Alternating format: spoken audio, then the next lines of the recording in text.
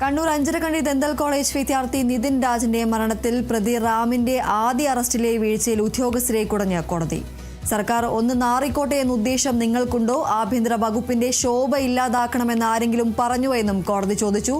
ആന്റണി ജിസ്റ്റോർ ചേരുന്ന വിവരങ്ങളുമായി. ആന്റണി, എന്തായാലും ഡോക്ടർ റാമിന്റെ അറസ്റ്റിൽ ഇപ്പോൾ അറസ്റ്റിലെ വീഴ്ചയിലാണ് ഇപ്പോൾ എന്തായാലും ഉദ്യോഗസ്ഥരെ കോടതി വലിയ രീതിയിൽ വിമർശനം അടക്കം ഉന്നയിച്ചിരിക്കുന്നത്. സർക്കാരിനെ നാണം കടത്തൽ അല്ലെങ്കിൽ സർക്കാരിനെ ഒന്ന് നാറിക്കോട്ടെ എന്ന ഉദ്ദേശം നിങ്ങൾക്കുണ്ടോ എന്നടക്കമുള്ള കാര്യങ്ങളാണ് ഇത്തരത്തിൽ ഡിവൈഎസ്പി അടക്കമുള്ളവരോട് കോടതി ചോദിച്ചിരിക്കുന്നത്. എന്തൊക്കെയാണ് മറ്റു വിവരങ്ങൾ?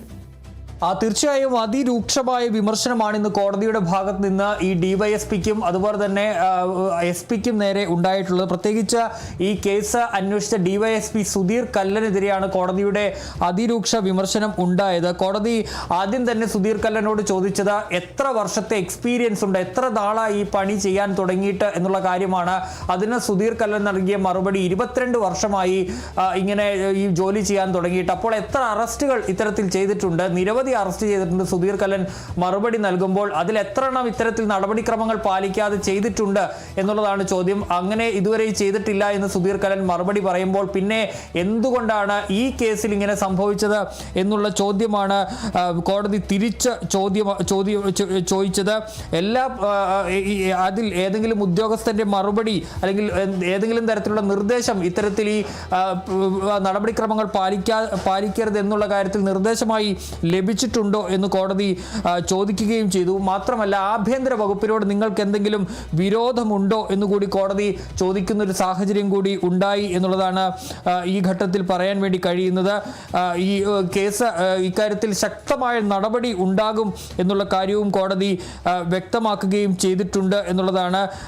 ഈ കാര്യത്തിൽ ഇവിടെ കോടതിയുണ്ട്. അന്വേഷണ ഉദ്യോഗസ്ഥർക്കെതിരെ അതിരൂക്ഷമായ വിമർശനം കോടതി ഉന്നയിച്ചപ്പോൾ എസ്പിയോട് ചോദിച്ചത് നിങ്ങൾ എന്ത് മേൽനോട്ടമാണ് ഈ കേസിൽ വഹിച്ചത് എന്നുള്ള ചോദ്യമാണ് ചോദിച്ചത്. ഡിവൈഎസ്പിയുടെ നടപടി ഗുരുതരമായ തെറ്റാണെന്ന് കൂടി കോടതി പറഞ്ഞു. കൃത്യമായ നടപടി ഈ ഡിവൈഎസ്പിക്കെതിരെ ഉണ്ടാകും. സാധാരണക്കാരുടെ കാര്യം നോക്കാൻ ഇവിടെ കോടതിയുണ്ട് എന്ന് കോടതി വ്യക്തമാക്കുന്നു. പ്രതി രക്ഷപ്പെടണമെന്നതായിരുന്നോ നിങ്ങളുടെ ഉദ്ദേശമെന്ന് ജഡ്ജി ചോദിക്കുകയും ചെയ്തു ഈ ഡിവൈഎസ്പിയോടും. അതുപോലെ തന്നെ ആഭ്യന്തര വകുപ്പിനോട് നിങ്ങൾക്ക് എന്തെങ്കിലും വിരോധമുണ്ടോ?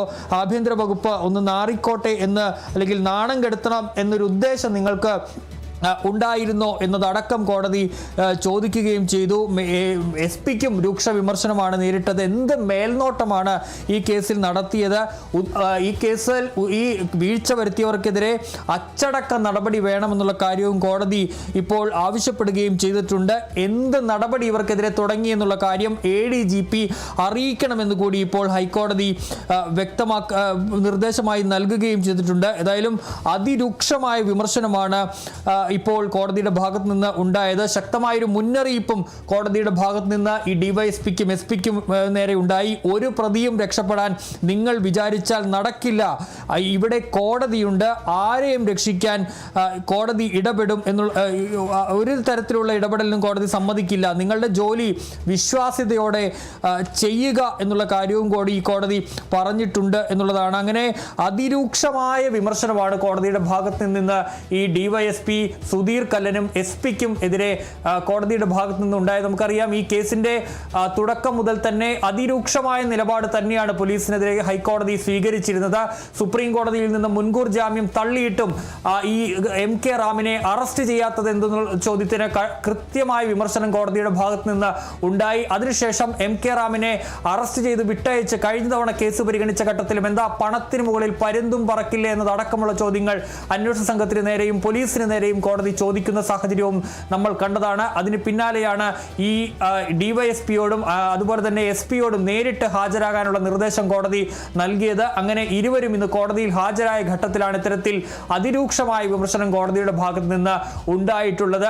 അതിനിശ്ചിതമായ വിമർശനമാണ് കോടതിയുടെ ഭാഗത്ത് നിന്ന് ഈ ഉദ്യോഗസ്ഥർക്കെതിരെ ഉണ്ടായിട്ടുള്ളത്. ഇക്കാര്യത്തിൽ എന്ത് നടപടിയാണ് ഈ ഉദ്യോഗസ്ഥർക്കെതിരെ സ്വീകരിച്ചതെന്നുള്ള കാര്യം വ്യക്തമാക്കണം ADGP എന്നുള്ള നിർദ്ദേശവും കൂടി ഹൈക്കോടതി നൽകുകയും ചെയ്തിട്ടുണ്ട്.